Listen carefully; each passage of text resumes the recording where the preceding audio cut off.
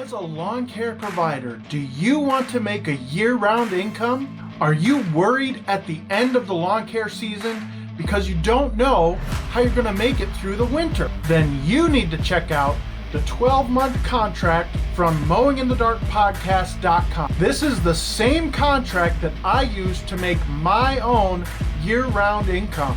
This 100% editable 12-month contract is available for only $5.99. The contract has rock-solid terms and conditions so that you're protected from all kinds of liability in lawn maintenance and snow removal. Get your 12-month contract at mowinginthedarkpodcast.com today. Welcome back to the Mowing in the Dark podcast. I am your host, Aaron Sutter. Thank you for tuning in to another episode. Guys, it is a miserable day outside. It is raining. It's icy here in Michigan, in Lansing, Michigan. It's just nasty out. But we've got some big news. Well, for my family anyway. So my family and I, we bought a cow. Not like the physical cow. We bought a butchered cow from one of my son's teachers. And that meat came in today. And so we bought a freezer for this stuff. It was like 750 pounds of cow. And so we brought all the meat inside. We got everything going. It's really, really cool. So, sorry here. I got to turn myself down a little bit. I'm buzzing in my ears a little bit. Too loud, guys. So, anyway, I am really excited because we love grass-fed beef. So that's what this cow is. It's grass-fed beef. It's really awesome. It's going to be amazing. We are really, really excited. I'm sorry, guys. I'm messing with my volume here because I'm turning the wrong knobs. All right, let's get into this thing, okay? So, man, I'm still really loud. What in the world is going on? This thing is really loud. I don't know why, but we're peaking all over the place. Come on, Aaron, come on. All right, so let's jump into today's episode. I made a big mistake today. So this is real time, real mistakes, all right?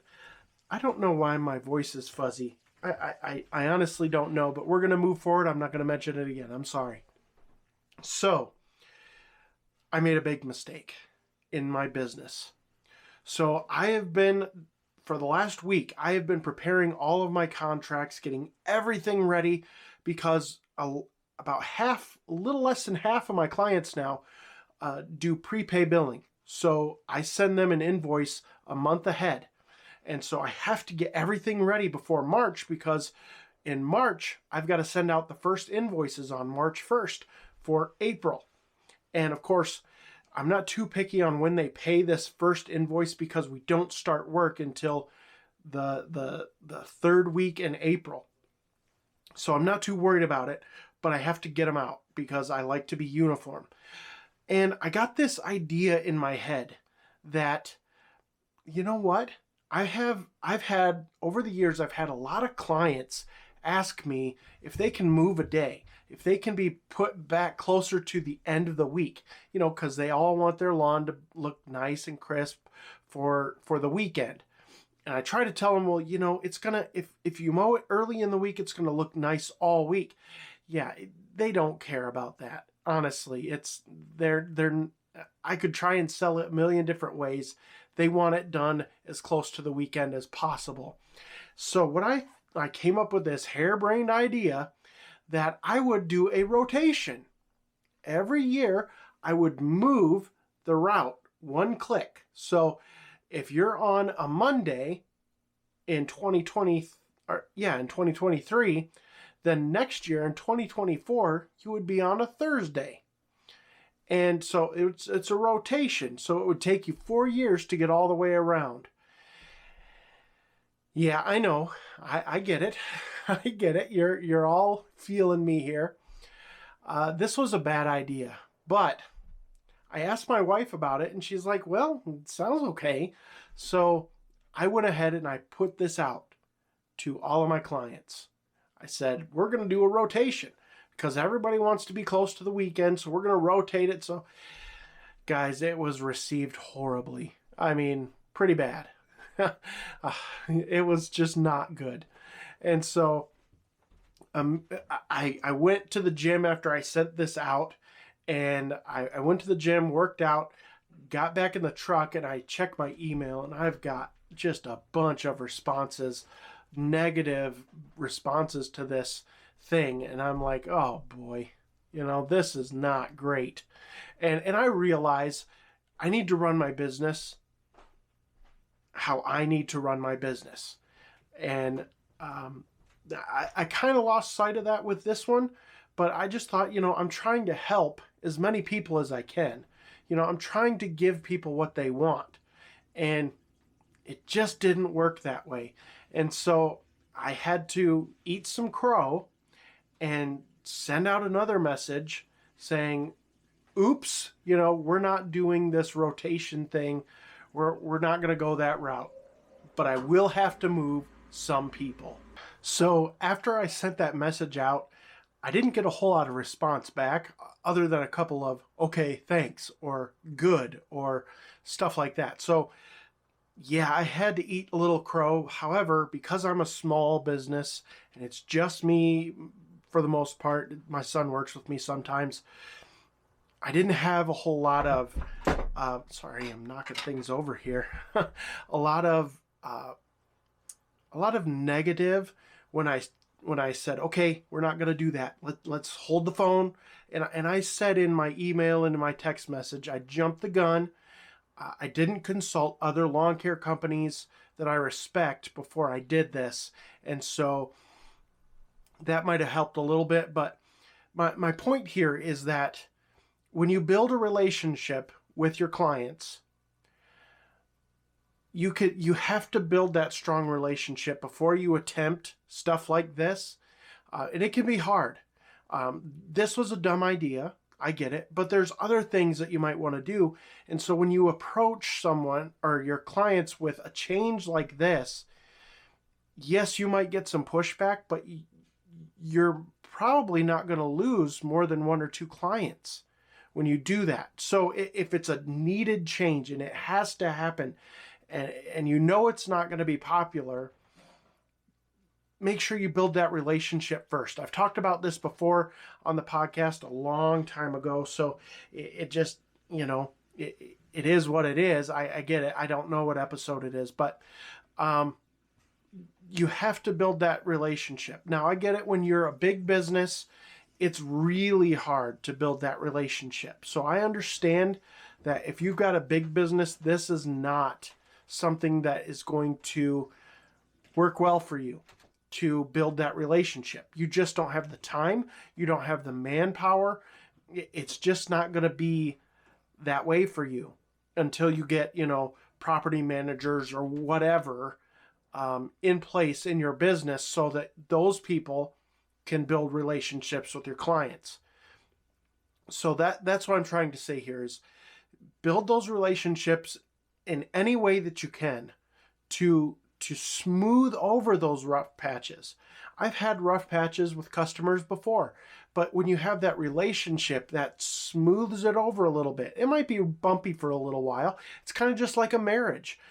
Your marriage is going to be bumpy sometimes, and it's going to have peaks and valleys.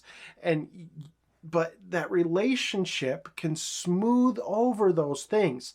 And so that's what I'm saying here is make sure that you're working on those relationships with your clients, whether it's sending out a family Christmas card to your clients. All right, I've talked about this before. If you send out those Christmas cards, your family Christmas cards to your clients, now I make mine business specific, but it always has pictures of my family on it, of things that we did throughout the year. It helps the customer connect to me and to my family because I'm solo for the most part. It helps them see that they're supporting us, our family, my family. And so I want them to see that they are supporting a small single owner operator business, And I am grateful for that. That's why I send those cards out. I want them to see that. I want them to see my family out having fun, not just some cheesy Christmas picture. I want them to see my family as we are. And I'm just like I'm real with you guys, I'm real with my clients. And sometimes you have to make hard choices. I get that. Sometimes you're going to have to let clients go. Sometimes you're going to have tough conversations with clients about raising their price far beyond what you believe they can pay, because that's what you have to do. You're going to have those conversations. And I never encourage anyone to burn a bridge with a client, ever. Don't ever burn a bridge. Now, I get it. Sometimes when you cancel a client, that bridge will be burned. I get that. I understand. I've had that happen. It happens. But try your best not to do that if you can at all help it. All right? When I cancel a client, I always put in there one to three different companies in the area that client lives that services that area, so that they can pick and choose what they want. They can call those people. Those are people that I've kind of vetted. I've looked over their stuff a little bit, and I think they do good work. And I've also called up companies and said, hey, I'm getting rid of this client. Would you want to take them on? And I asked them, do you offer credit card? Do you offer payment by credit card? Do you offer these different services? Because I know these clients want those services.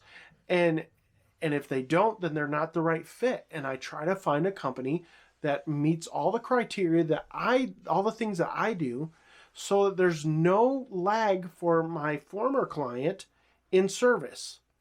And so while I can't control everything that this other company does, I can at least control the fact that I vetted them enough so that at least I know that they offer the same business type things that I offer, like credit cards, monthly invoicing, things like that, quality work. So all that to say that when you build that relationship, you can make some pretty big mistakes. And I'm not going to say you get away with it, because you don't. But you can smooth things over because you have that relationship. And I've shared this story before on the podcast, but I was trimming some hedges one time for a client of mine. And the husband is kind of homebound. He doesn't get out much. He loves the tigers. And I was trimming these shrubs, and their cable line runs above the hedge.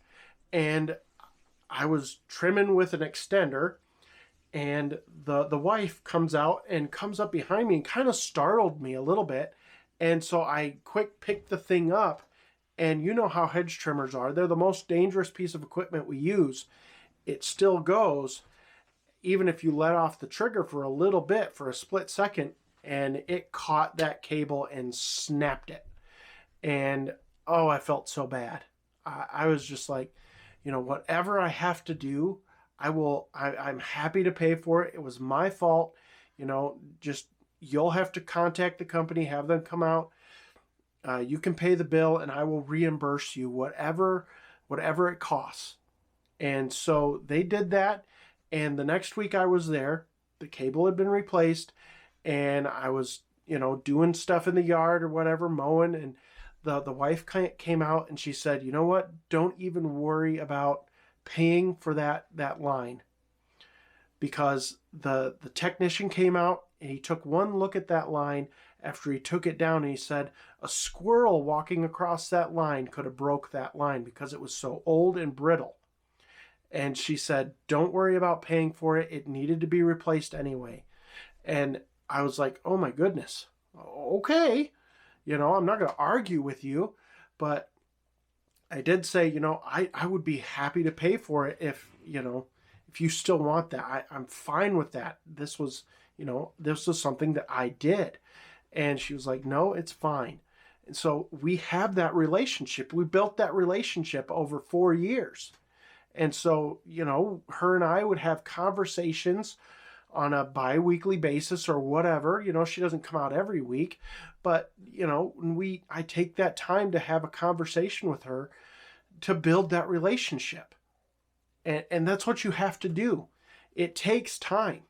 It takes you giving an extra 5 to 10 minutes to talk to the client on a semi-weekly basis and build that relationship. They get to know you, you get to know them, and you build that relationship, and that smooths over a lot of things.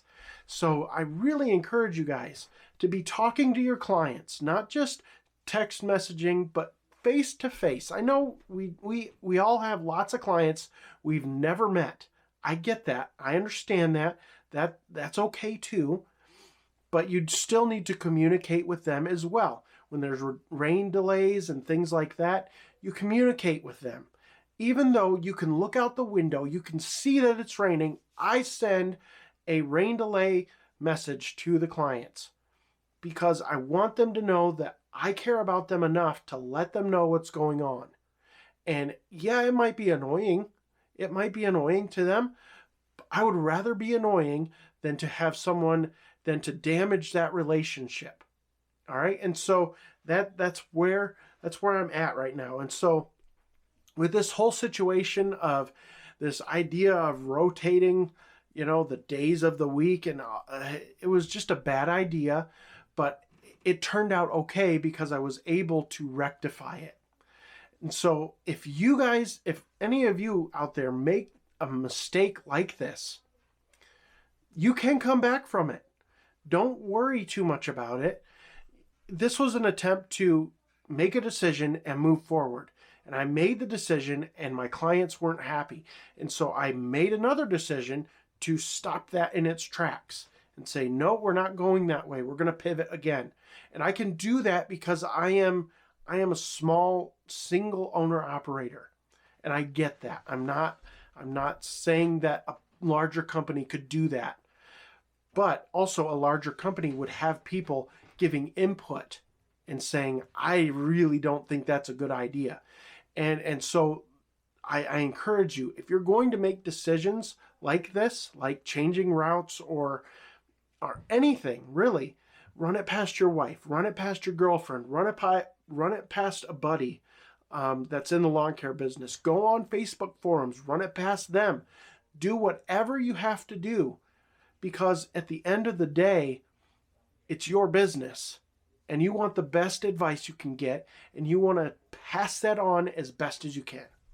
And so that's my encouragement to you guys today. I know this was a short and sweet episode, but that's really what I have to say today. It's been a crazy busy day with getting all my estimates done, and then this big blow-up mistake that I had to deal with, and then going to the gym and getting this meat, and it was just a heck of a day.